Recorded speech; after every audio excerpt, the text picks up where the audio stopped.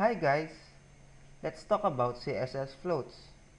So here we have our HTML and our CSS linked, named float.css. To start, we will put few div tags. First, a container div, then our content divs named 1, 2, and 3. So in our browser, we can see nothing because there are still no contents given, but divs exist there. Let's put some contents, 1, 2, 3, and let's view it. There is 1, div 2, and div 3. Okay, we have our contents now, so let's start putting our CSS. First, we would give a background color to our container.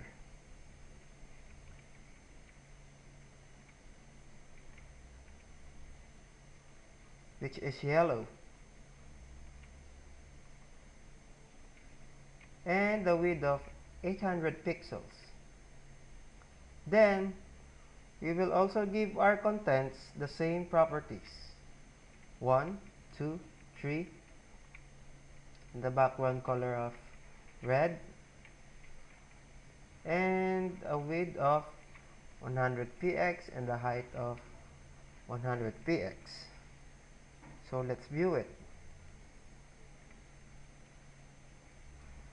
We have a background and 3 conjoined divs. And this could be a problem to your future activities. So, to separate them, we can add an attribute margin by pixels. So here we have 10 pixels. Doing this, each box is separated by 10 pixels from top, right, bottom, and left. We can also separate our content or move our content from our borders by adding the attribute padding. This is also set into pixels. So we add 10 pixels and our content would be separated from our borders by 10 pixels. But we should take note that it adds to the height and the width of our figure.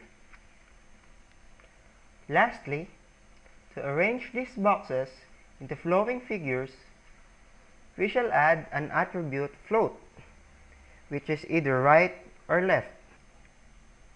So let's float box right to see changes.